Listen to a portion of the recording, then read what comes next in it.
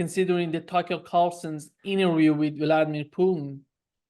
He started with a long story about the Russian history, and after that he was talking about what was really going on between Russia and NATO. When you look at this interview, what was your take on the reasons behind this conflict in Ukraine? Before doing that, I'm gonna play a clip for you. Let's see what the Western part is talking about and how do they see the reasons behind this conflict in Ukraine. President Putin actually sent a draft treaty that he wanted NATO to sign to promise no more NATO enlargement. That was what he sent us. And that was a precondition for not invade Ukraine. Of course, we didn't sign that. So he went to war to prevent NATO, more NATO close to his borders. Flashback. This is fundamentally not about NATO expansion. It was never about NATO enlargement. It's not about NATO. It's not about NATO expanding toward Russia. This was never about NATO. It's absolutely nothing to do with NATO expansionism. And it has nothing to do with NATO. This is not about NATO. It's not about NATO. It's not really about NATO. This is not about NATO. Seriously, it's not about NATO. This was never about NATO. It was never about NATO. Let's be honest. This doesn't have anything to do with NATO. Nothing to do with NATO at all. Yeah, he's claiming it's like security purposes, but we can see the clear reason. But NATO is not the reason. This is not about NATO expansion. This is about the democratic expansion. Ukraine bans religious organizations. We are protecting democracy right now. Ukraine is banning political parties. Because it's a democracy. Ukraine restricts books and music. It's about democracy. Ukraine won't hold elections. It's about democracy. And it's not about NATO expansion. This war in Ukraine is not about NATO. It's not about NATO. That's not about NATO. It has nothing to do with NATO. Nothing to do with NATO expansion. It's not about NATO expansion. Nothing to do with NATO. It isn't really about NATO. It's not about NATO. It's not about NATO enlargement. In fact, it has nothing to do with NATO. It's not about NATO encroaching. It's not about NATO. NATO is just a fictitious, imaginary adversary for Mr. Putin and for Russia. It was never about NATO. That's not what it's been about. It's been about him trying to expand his sphere of influence. Hang on, I mean, the two are not mutually exclusive. Obviously, Russia has wished for a sphere of influence over Ukraine, but if the West had not challenged Russian interests so directly, I think that there was a chance to avoid this war. Ray, you saw what was happening during these 19 months of this conflict in Ukraine. Two main issues were mentioned in this interview with Tucker Carlson. The first issue was the NATO expansion, and the second issue was denazification. Could you elaborate on that, and what's your take? Well, we know for sure that it was not about NATO, Nima. I mean, I don't know who put that little thing together, but it speaks volumes, doesn't it? Here is the NATO Secretary General saying, gosh, I think he said it back last summer, okay? Maybe September of last year. He said, look, here's what it was. We wanted to make Ukraine part of NATO. And they said, no. And we said, well, we're going to do it anyway. And they said, you better not, because we'll not tolerate that. And we said, well, what will you do? And the Russians said, well, we'll have to attack Ukraine. And guess what? We turned them away. We said, nothing doing. And they got an expanded NATO. Look, they got Finland and they got Sweden, maybe. Oh, yeah. So instead of getting a smaller NATO, they got an expanded NATO. So the joke's on them. Bottom line here is that we just turned aside their request that we not let Ukraine join NATO in explicit rejection of the prospect that Russia would invade Ukraine. And here is Jens Stoltenberg, the head of NATO, bragging about how we flipped that off and look what happened, we're expanded there. I mean, so he said this before the European Parliament, right? He was bragging. He thought it was a good thing that Finland would get in, and that Sweden maybe, and the Ukraine, and we got a nice war. I mean, hello, all those other statements were just weeks and months before Stoltenberg made this glaring admission. So the whole thing about NATO enlargement, Putin did dwell on that several times in this interview. He talked about 5 waves of NATO enlargement. He said, you know, the U.S. promised not to do this in 1990, 1991, and but it wasn't written down on a piece of paper, says Putin. And so they said, well, no piece of paper, we'll go ahead. And so that's how it evolved. All of a sudden, not only nearby NATO countries, but countries, new countries that had been part of the USSR, had been part of the Soviet Union, you know, and you know, you had the Baltic states. You had Ukraine yearning to get in NATO. Now, Putin also mentioned, if memory serves, that back in, yeah, he did, you know, back in 2008, okay, 2008, there were these rumors, okay. Now, this is not what Putin said, but it's what I'm adding as flavor here. There were rumors that they were going to invite Ukraine into NATO. And a lot of us thought, you know, that's really crazy because Russia will not stand for that. Now, even Fiona Hill, the Russophobe person who was working in the intelligence committee at that time, brags about saying, "Oh, we didn't think that was a good idea at the time," you know. Well, why did she say that? Well, why didn't she quit? We're going to do it, right? So what do? Bush and Cheney are going out into the Western sunset in 2009, and so they say, well, yeah, let's make it possible that we invite Ukraine into NATO. And so when they met, well, first off, in February of 2008, when this rumor was going around and about, the newly appointed foreign minister of Russia, his name was Sergei Lavrov. He's still the foreign minister. He called our ambassador, whose name is William Burns. You may recognize that. He's now head of the CIA. Okay, call him in, Mr. Ambassador. He said, "Do you know what "niet" means?"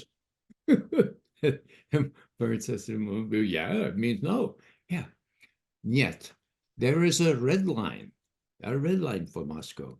No admission of Ukraine or Georgia into NATO. Do you understand that, Mr. Barnes? Yes. Will you report that back to your supervisors? I will. And tell them this. Tell them that if they admit Ukraine anyway, there's bound to be a civil war in Ukraine, and we, Russia, will have to decide whether we have to invade. Get that? He told Burns that. And to his credit, Burns was playing it pretty straight in those days, and he reported it all back to Washington. That was February 2nd, if memory serves. Fast forward to April 3rd, the NATO summit declaration says Ukraine and Georgia will become members of NATO. Now, were the Allies in agreement on that? No. The Germans and the French say now, and they said then, we don't like this at all, but, you know, it takes a long time to join NATO, and Bush and Cheney are really, really hot on this up. So they conceded. They bowed, as they always do, these vassal countries. And they said, oh, okay, yeah, it doesn't matter if rhetoric, we'll just say, okay. So that's the background. That's 2008. Actually, Putin recounted a lot of what I just said. So you fast forward. What happens? In 2014, Putin mentioned this, that the U.S. invested $5 billion with a B dollars for Ukrainians' aspirations to join the West. Oh, they're nice. There were lots of supporting elements for the National Endowment for Democracy, the spinoff from the CIA Covert Action Staff, about 55 of them in Ukraine when this coup d'etat took place. And long story short, it was the most blatant coup d'etat in history since it was advertised on YouTube on the 4th of February, took place on the 22nd of February. Well, Putin's very clear and say, I came back and we consulted and we had to do something about Crimea, our only all-weather, all-year-round, ice-free naval base. And so we took that after a plebiscite showing that the Crimeans really wanted to rejoin Russia. What he didn't say was that Donetsk and Lugansk, the two provinces in the Donbass, they wanted Putin to take them in too. They pleaded with him. Hey, you took Crimea, take us. We're mostly Russian stock. For God's sake, they're shelling us. And Putin said, no, we're going to work this out. And he took the word of the French and the Germans and initially the Poles, who guaranteed that the Minsk Accords, so to speak, 2015, would be implemented. What did that mean? That meant Kiev would give the outlying provinces, Donetsk and Lugansk, a measure of autonomy, okay? That they stop shelling them, okay? And that Ukraine would adhere to its constitution, which actually provides it to be a neutral country. So they worked on that from 2015 until 2022. Wow, what's that? 7 years. Now, why all the delay? Well, we know now. The two guarantor countries, Germany and France, Chancellor Angela Merkel of the Federal Republic of Germany, she admitted in December of 2022, well, this was really a trick to give us more breathing space. You see, back in 2014, Ukrainian army wasn't worth a damn. So we needed all these years to build up to NATO standards with NATO weaponry. And well, look at them now. They're very strong armies. So we kind of strung them along.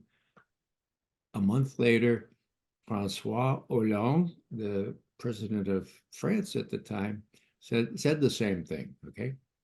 So Putin himself, not in this interview, but in other speeches, has said, I was naive. His word, okay? I took them at their word. I should have known from their refusal to adhere to their promise not to enlarge NATO. I should have known. I should trust these people, but I get played, okay? That's not going to happen again, okay? Now, it shows, in my view, a very strong leader that can say, I was naive, and look at the consequences of all that. But he did, and he can, and that shows me something about the security of his position as leader of Russia.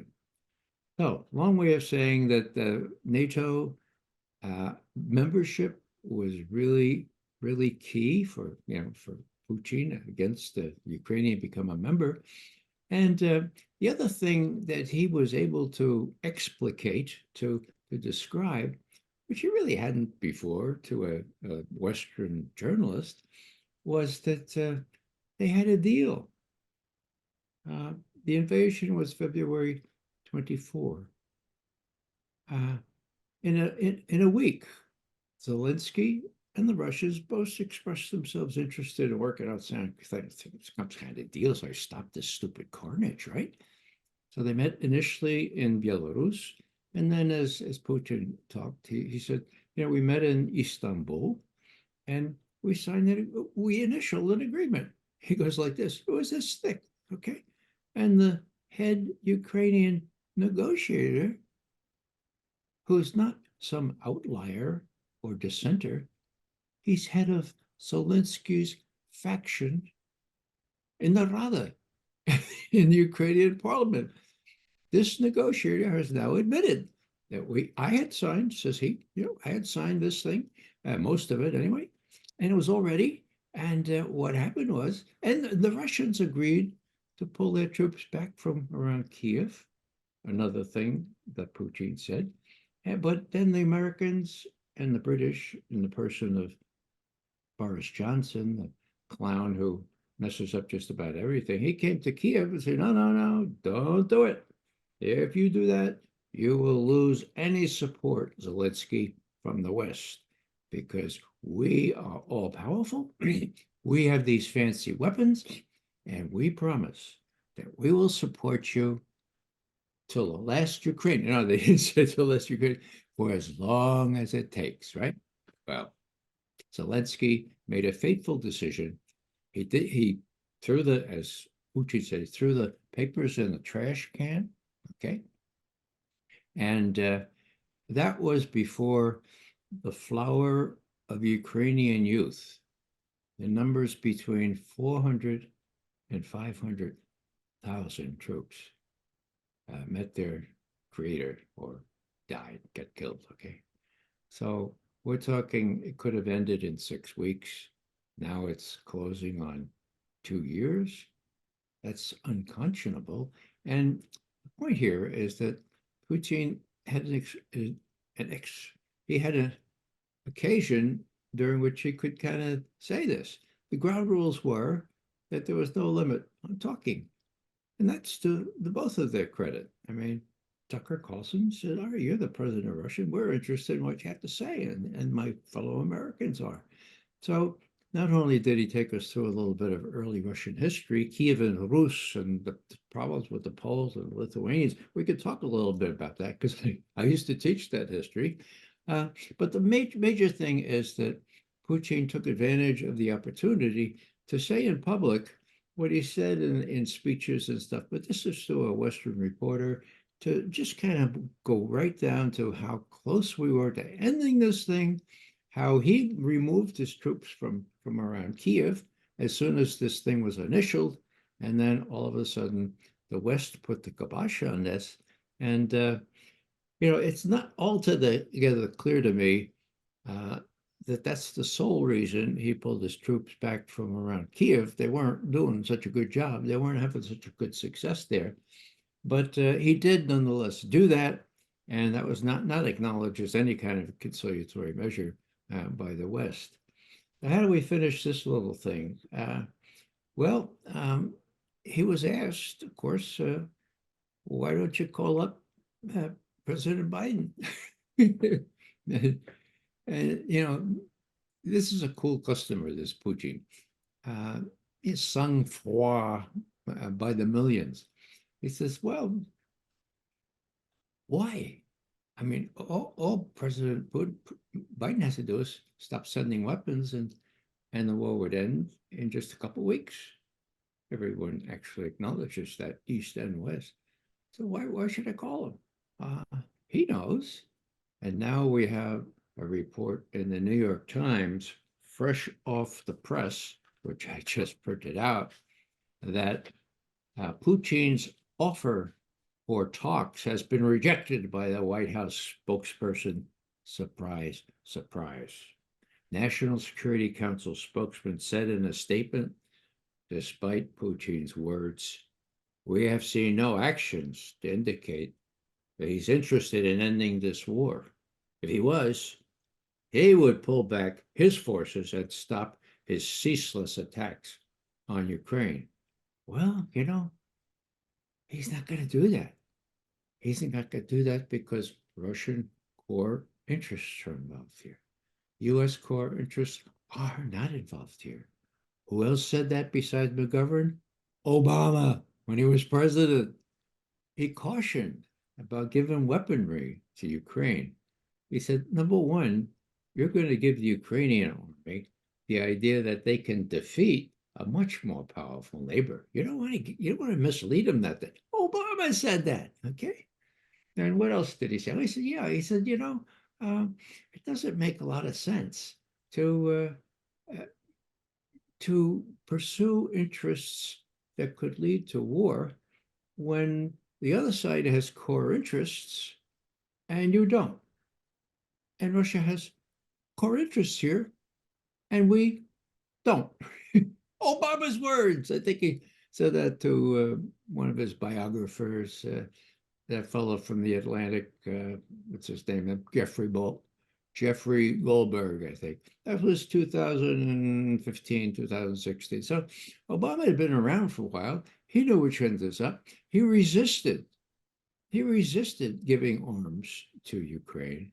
And there was a fellow who was the Deputy Secretary of State at the time.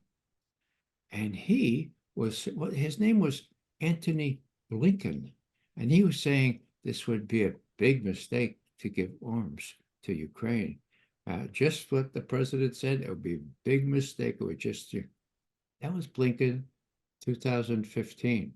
All of a sudden, Biden comes in. Now it's a swell idea. I mean, it's really strange. Wasn't Biden Obama's vice president? I think he was, Wasn't Blinken in the flow of things here? He was. Well, he agreed in 2015, but then he changed his mind when Biden got the idea that we, as he said to this 60-minute reporter, could we get involved in two wars, one in Ukraine and one in Southwest Asia, and prevail? We're the United States of America. We're the most powerful nation in the history of the world. Did you hear that? In the history of the world. End quote. Well, that's an attitude. And that attitude is now bringing us much grief. It was true when I was a boy after World War II. It was true when the Russian economy and everything fell apart. And we certainly didn't help repair it very much. We were causing it to fall apart and taking a lot of the natural resources there and letting the oligarchs, both East and West, have their way with Russian national production. So, it's kind of ironic that most people don't know much of this history. And it was great that Tucker Carlson finally succeeded in having this kind of substantive discussion. But B-U-T. It's not on American TV. It's not in American newspapers. The mainstream media has been able to keep pretty much anything substantive about this discussion out. They only talk about this Wall Street Journal fellow that was caught and is in prison now. Talk about anything else.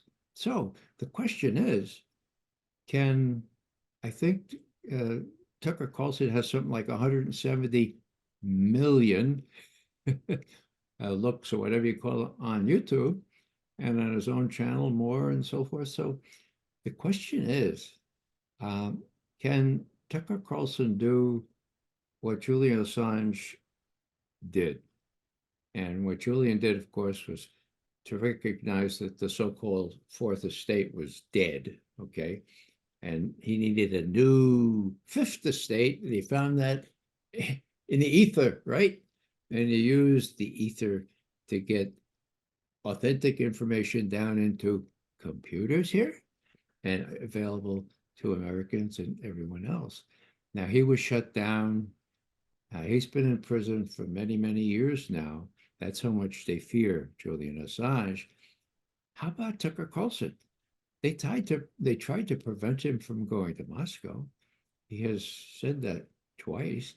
Some don't want to let him come back in the country. Why? Because he interviewed the president of Russia. So the situation here is very reminiscent of the 50s when you had Senator McCarthy accusing anybody and everybody of being soft on Russia and soft on China. It's very, very noxious atmosphere here. And it remains to be seen. That's my bottom line. Sadly, it remains to be seen whether these 170 million looks on YouTube will make any dent in how how Americans view what Putin has said. Now, you showed a very instructive clip when we began this, okay? Now, how many Americans have seen that? Maybe, I don't know, 2,000, 3,000?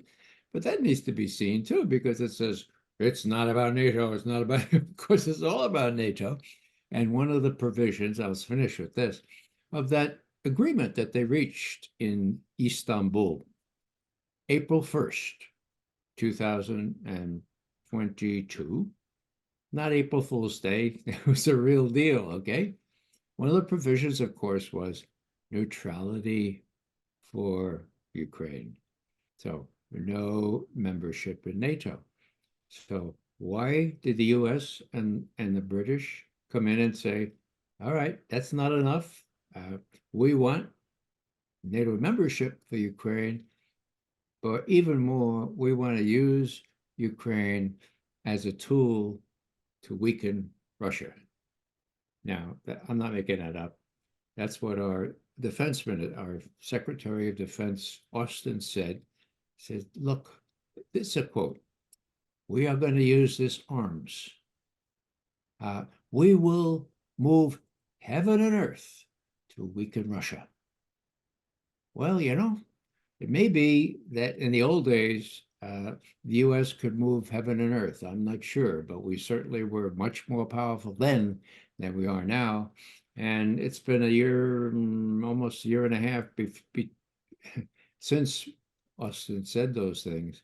And I don't think that moving heaven and earth is really an option for anyone, not even a pretentious president like ours, who still thinks that the US is the United States of America, which can work its will wherever because it's the strongest country in the history of the world. In the history of the world, get it? The history of the world.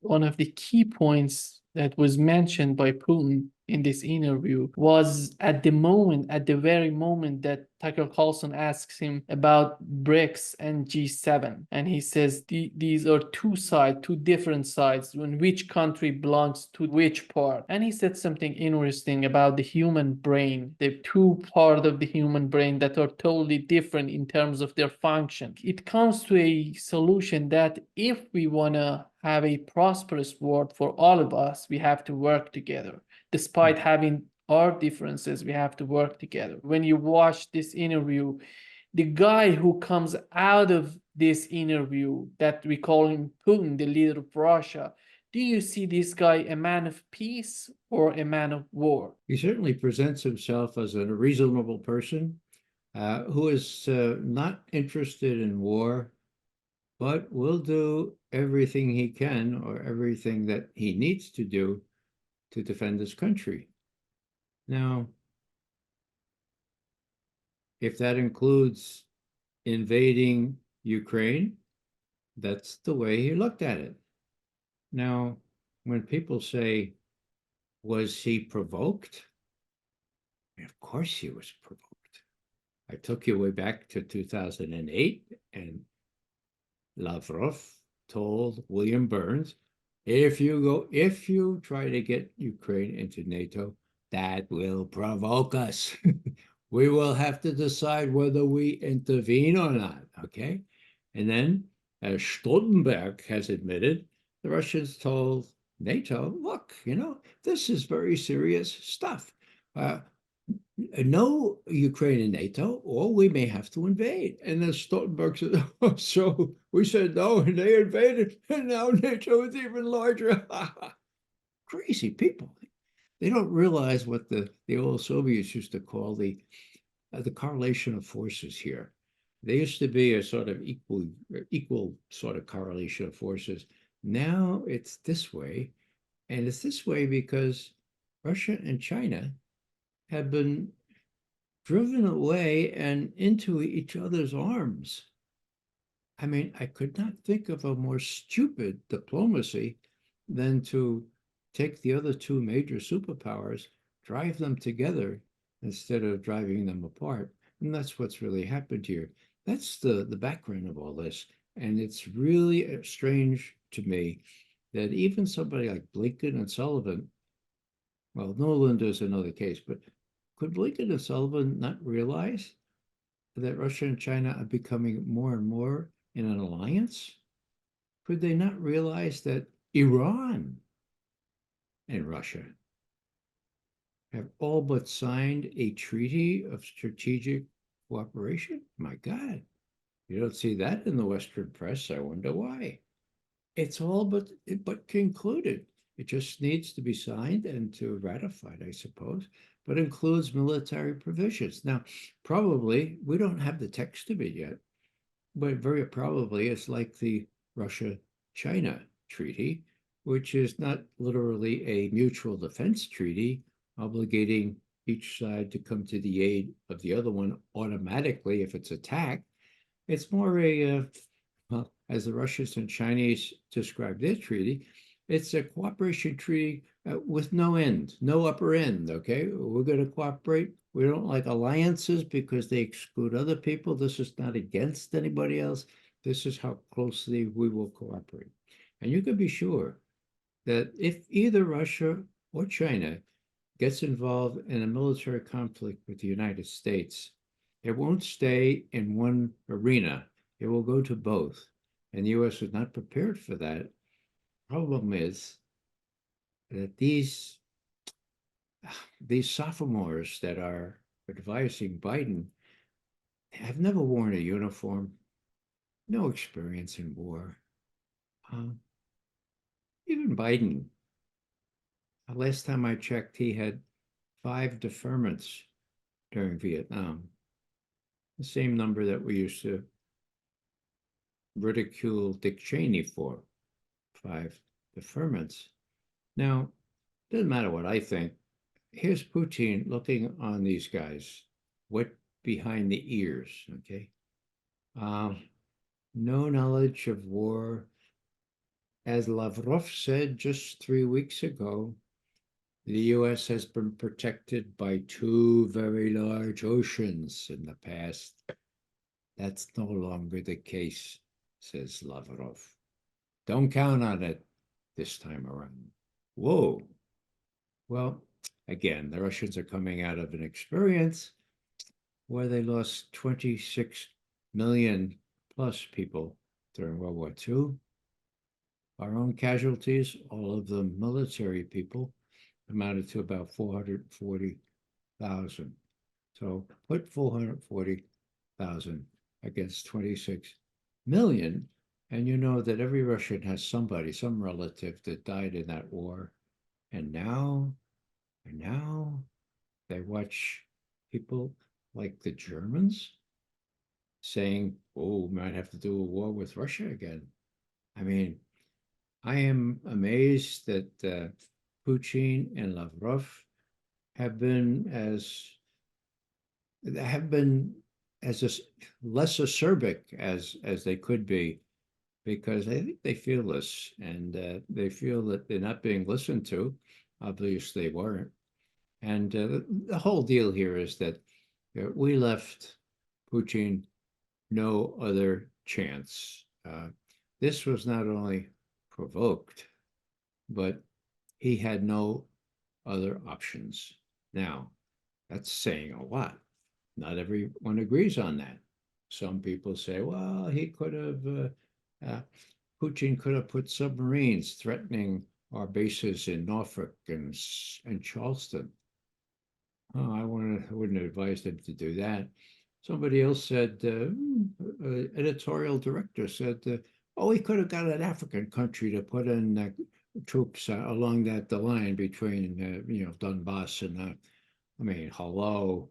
I go by John Mearsheimer, who's the best on this, who was right 9 years ago saying this is a terrible mistake and it is the fault of the West. He says Putin had no other options. We left him no options. And there's a strain analysis that said this is precisely what people like Nuland and others wanted. They wanted the Russians to come in here. And that way they could blame and banish them and put trade sanctions on them and weaken them, as Secretary Austin said so stupidly, but betrayed what's going on here. So as long as we're trying to weaken Russia by putting the last soldiers from Ukraine into the fight, well, I'm not proud of that as an American citizen. And I think the Ukrainians may wake up once they look at what other soldiers they can impress into service. And once they realize that, look, we're not getting any more weapons from the United States. I repeat that. We're not going to get those weapons from the United States. No matter what Godmother Nuland promised last week. You know, she went to Kiev. She's the godmother of all this. I call her Nolinsky. Anyhow, she went and she said, look now, boys, sit down. This is the way it's going to go. Zelensky, you fired Zaluzhny on Monday, right? Yeah. What happened? He said he wouldn't be fired. Zaluzhny, did you say that? Yeah. Well, tell him again. You're fired. You hear that, Zaluzhny? You're not going to get any more aid. You're not going to get any support from the United States. We're going to close on those chateaus you have on the Riviera. Okay, I'll go. Friday, Zaluzhny is gone. We're going to pick to be the new head of the army or the head of armed forces. They say, Zelensky says to Nolinsky, how about Budanov? He'd be good, you know. He said, and she's that right? Budanov, that sounds Russian. Well, yeah, he's a Russian stock. You got any more skis? Oh yeah, we could do Siersky. So they'll go with Siersky as the head. He screwed up big time against Bakhmut and lost thousands of soldiers necessarily there. But he's now the new commander-in-chief. Now, I think there's got to be a reckoning pretty soon, because even though the Russians are gradually doing a moderate advance, attriting and attrition is the name of the game, the Ukrainians are going to have to do something pretty soon. And I think that they're finally going to realize that they too have been had. I mean, they too have been deceived, that even the president of the United States most frequently said, we're going to support the Ukrainians, not for as long as it takes, but for as long as we can. And we can't anymore. So sorry, guys. Find your Riviera spots or go off to nice spots in Abu Dhabi, but we're gone. And, you know, so disreputable to look at that, because that's, of course, what we did most recently in Afghanistan, Iraq, Vietnam. It's awful. The other issue that Putin mentioned in this interview, when Tucker Carlson asked him if he has achieved all of his objectives in Ukraine, he said, no, we are about to achieve it, but we didn't achieve it yet. That is the denazification of Ukraine. And Tucker Carlson was laughing at, what does it mean? How you can achieve that? Are you going to kill all of them in the western part of Ukraine? The answer to this question was so interesting that he said it has to be mentioned in the Constitution of Ukraine. He also said that in that document in Istanbul, this denazification was mentioned, and it was part of the agreement. When it comes to this, I want to know what's your take on this and how logic is that, in your opinion? Well, Putin mentioned two main objectives right before he launched the offensive. One was demilitarization, and Russia has pretty much achieved that. There's not much left of the Ukrainian army. That's fact, okay? You may recall that Biden said in July that Russia had already lost. I don't know who told him to say that, but that was exactly wrong, okay? Now they've won. So demilitarization has gone gradually, but it's pretty much total now, okay? Now, denazification has been always kind of a tough row to hoe here. How do you do that? Like you say, it's difficult. But the people that are the Azov battalion, for example, and the Nazis who are celebrating Stepan Bandera and other Nazis who cooperated with the Germans, my God, they're identifiable. The Nazis that killed those 40 Russians in Odessa in the trade union building, burn them alive or throw them outside the window. They know that Russians know who these guys are, okay? So that would take longer, but by and by, it's possible. And as the army kind of implodes, and I imagine the police force will do not much better, then this will be a gradual process. But for Putin to emphasize that, it's more than a neuralgic reaction to what happened during World War II. It's a practical problem because these people are the ones responsible for treating the Russians in Ukraine so in such a way that Putin finally decided he had to invade. Now, one little factoid that not many people know is that in February of 2022, two things. Putin went up to Beijing to help Xi Jinping open the Winter Olympics. That was on the 4th of February. They conferred, Putin came back, and it seems to me, given subsequent events and what we know of the Chinese attitude, Putin told Xi Jinping, look, I'm going to have to go into Ukraine because not only are they doing all kinds of mischief elsewhere, but the shelling in Ukraine has gone up. Mid-February, I think it was February 13th, there were 500 shellings of the Donbass, okay, of Lugansk and Donetsk. 5 days later, there were something like 5,000, okay? It was a geometric increase in the number. So this was just before the move into Ukraine, and the bulk of Ukrainian forces were poised right on the border of Donetsk. So Putin, as he explained it later, said, you know, I should have done this in 2014 when the Ukrainian army wasn't worth a damn, but I'm going to do it now, partly to protect my fellow Russians of Russian stock. I think his feelings about that are not to be laughed at. They're very deep, and he regrets what's going on in Latvia and other places where Russians are really taking it on the chin. Why?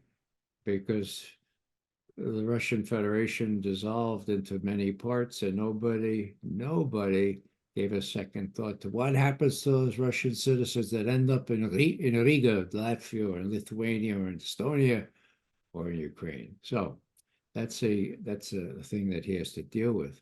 The other thing is this, that in February of 2022, Biden and Putin had their last conversation. I think it's probably going to be their last. February 12th.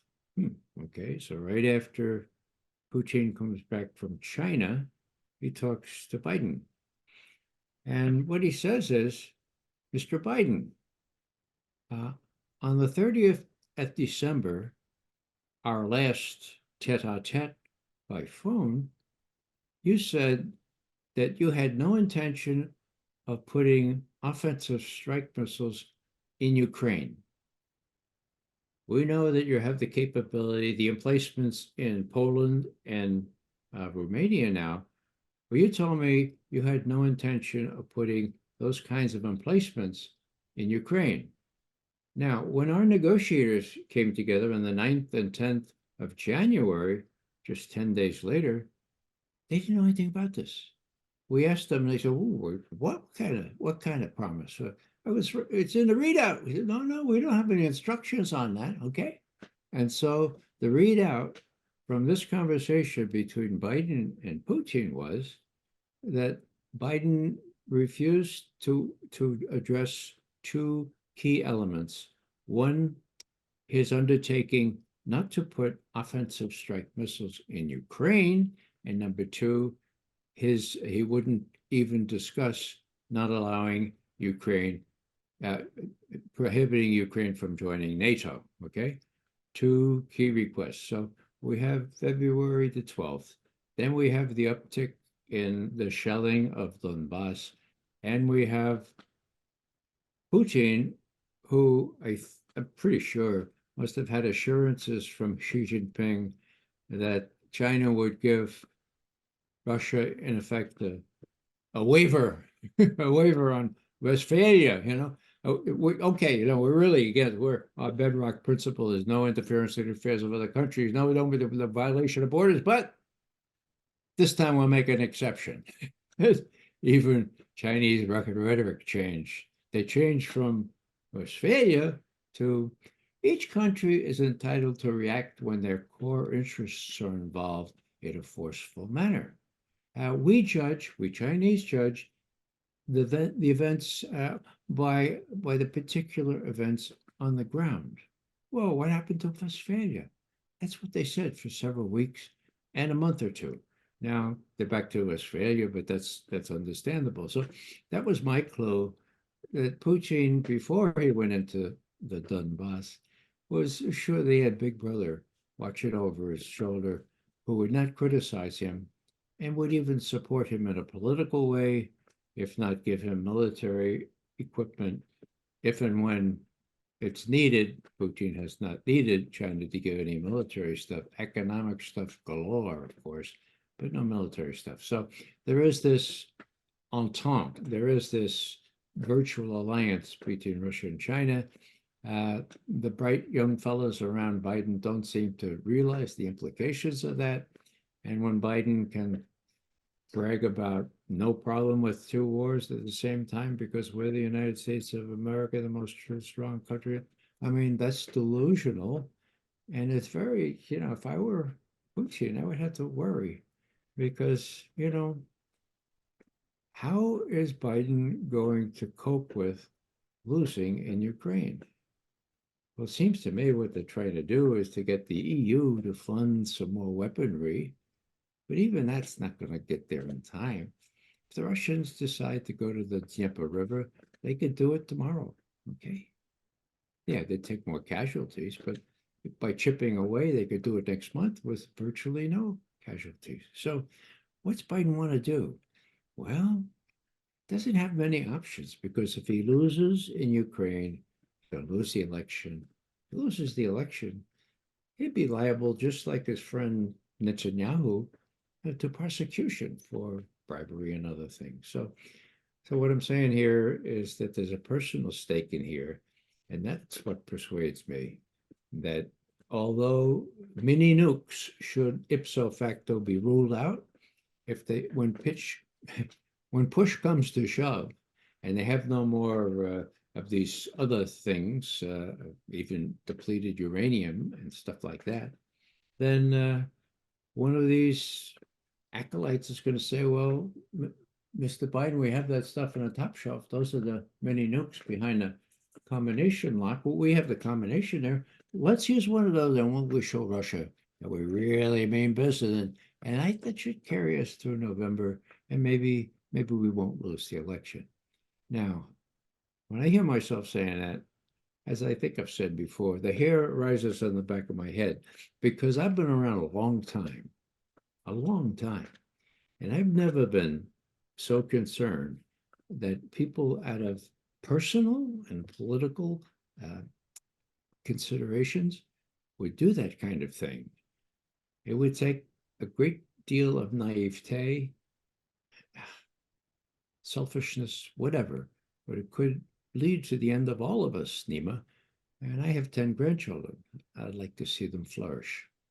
Putin clearly said that he's not going to do anything, even with Latvia and Poland, that are much closer than Germany and United Kingdom and other countries. In your opinion, was that convincing for Europeans? Biden said this, of course. He said, Putin's not going to stop if we let him take Ukraine. Well, number one, I don't think Putin wants to take all of Ukraine. He'll settle for pretty much what he has. Might want to take all of eastern Ukraine up to the Dnieper River. I don't know. That would depend, okay? So he's not going to take Ukraine. And as he put it, he sort of smiled and said, Latvia? Why would I want to do that? Oh my God, why? Okay. Now, yes, you have to be in the mindset that Joe Biden is in way back in the Cold War to say, well, of course, the Russians want to take Poland. Of course, they want to take back. Well, the Russians. One of the funny things is that when Putin described his discussions with Bill Clinton in the last year of Clinton's tendency in the White House, he said, look, Bill, let us join NATO. That'd be a good idea. I mean, look, this is his word too. We're as bourgeois as you can be. This whole commie, is he just a clever commie? No, we have the kind of economy that you do. We're bourgeois up to kazoo. Why don't we just get along and why should you let us into NATO? And Clinton says, really? What would you do? I said, well, we could talk. That would be great. We could talk about rapprochement. We could deal with this thing, just like he didn't say this, but that was the vision that the first George Bush had. Europe, whole and free from Lisbon to Vladivostok. Okay, a nice vision. It could have been. Okay. So here's the last chance for Bill Clinton to repair the damage he did by expanding NATO and throwing that non-piece of paper out into the rubbish, okay? And now, so what did he say? This is really interesting. Obama says, well, now you could check with Clinton, but he's not gonna, I don't think he's gonna contradict me. I mean, look, he said, well, yeah, that's good. That's a good idea. But I have to check with my team. That was around lunchtime. Came back at dinner. And he said, oh, Vladimir, I've checked with my team. It's a non-starter. A non-starter. Wow. Why? Well, because the military-industrial complex needs an enemy, for God's sake.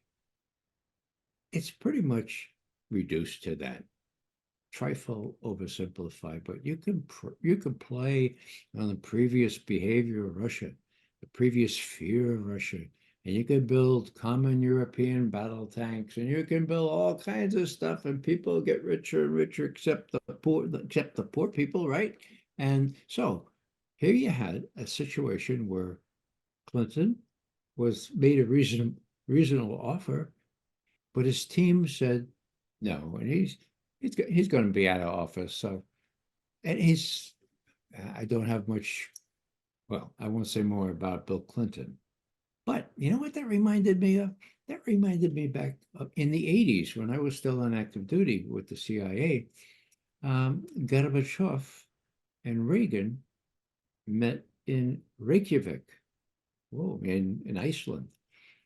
And by that time, Reagan had been persuaded that Gorbachev was the real deal, that he could deal with him, okay? And that he could reach arms concords and, trust but verify, but he could trust, okay? And Gorbachev says at the end of one of these sessions, look, Mr. President Reagan, what we should do is we should abolish all nuclear weapons. And Reagan said, my God, the thought of it, that'd be so good. I have to talk to my team. Now, I wasn't there, but that's what happened, okay? He went to his team, and part of his team were these Russophobes and people who want to make money when they retired in the military-industrial complex. One of them's name is Fritz Ermarth. He pretty much concluded that he shouldn't have dissuaded. He pretty admits it that he shouldn't have dissuaded Ronald Reagan from this, and was a big mistake. But what they did was say, look, Mr. Reagan, Mr. President, if you say no more nuclear weapons, then Star Wars is dead. We won't be able to protect the whole country with ABM systems. They happen to cost a lot of money. We make a lot of money, but that's our dream. You share that dream. If we can protect the whole United States from this impenetrable shield, oh, just not right. I used the word impenetrable shield. And then, you forego all that, and we have to just trust. Okay, so Ronald Reagan consulted with his team, and he went back and he said, Mikhail Gorbachev, it's a really nice offer, but my team says it's a non-starter. So who's running this country? Putin hinted that it's not the president. He knows quite well that the president doesn't have free will to make decisions. Whether that's a good or a bad thing, well, it's a bad thing in my view, because democracy should depend on balance of interests and power. But again, if you look at Putin and he sees a debilitated Biden, a Biden who is described by his own Justice Department as being enfeebled, lacking memory, and acting really like an old person. Wow. Well, that's not a good thing. If I were Putin, I would say, oh my God. So who else has that combination to those mini nukes? And what the Russians have always won is stability on the other side of those codes for the nuclear weapons. That's why I have always concluded the Russians had no favor for Trump. Unpredictable, irrational, irascible. They didn't want Trump in there. And there's no proof that they did anything to ease his way into. Hillary shot herself in the foot. And there was no Russian hacking of those DNC emails. I'll just say that we've known that since December 5, 2017. Okay, so that's 6 years, 2 months, and a couple of days. 6 years we have known that. I have known that. You have known that, Nima. But the American people still don't know that because it hasn't been put in our media. Print media, TV, radio, nobody has said that this whole business about the Russians hacking and helping Hillary was made up stuff, and that it was pure lies, and that the people responsible for those lies should be held to account. The forensics are there. The guys who looked into the DNC computers testified under oath. There is no technical evidence that anyone hacked into those DNC emails, not Russia, not anybody else. It was not exfiltrated from the network. That means somebody took a thumb drive, stuck it in a machine, and copied them, not downloaded them, and gave them to WikiLeaks. So there's a lot Americans don't know, and what really bothers me, of course, is what they think they know. Who was it? I think it was Will Rogers, a very famous humorist a century or two ago. He said the problem is not what people don't know. It's what they think they know that ain't so.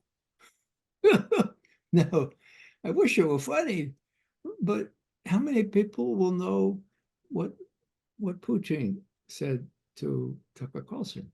How many people know that those phonies testified under oath that the Russians never hacked anything, and that the CIA, NSA, and the FBI were lying through their teeth? Well, unless there's a very, very big change in our country, unless people like you and me keep plugging away and trying to spread a little bit more truth around, it's always an uphill struggle. But you know what? I try to keep a balance here. And one of the things I remember, E.F. Stone, who was another publicist, he used to say, look, when you're fighting for the truth and for justice, you need to go into this business open-eyed, okay? You got to realize because you're going to lose. And then you're going to lose. And you're going to lose again, okay? But then some fine day, people who believe, as you do, that truth is important and justice is a result of truth, they're going to win, okay? Now, you may not be around to see that. But in the interim, you've got to keep your balance and, to the degree you can, your sense of humor. And that's a tall order, but I appreciate being able to talk to you and your audience, Nima, because it helps me kind of keep my balance and in the process, hopefully, give some information that otherwise people would not come by.